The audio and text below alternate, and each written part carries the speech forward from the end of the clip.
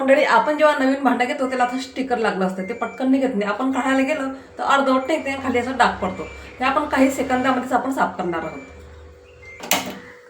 आणि हे जे स्टिकर आहे ते फक्त इथं हलकंसंच हे करायचं, काही सेकंदच करायचं, खूप वेळ नाही करायचं. म्हणजे ते बघा. आता आपण गॅस बंद करूया आणि इथं फक्त आता एक चमच्याची मदत घ्यायची.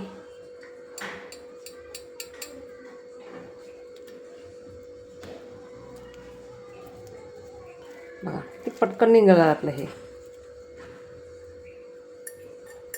गरम असतं थोडं.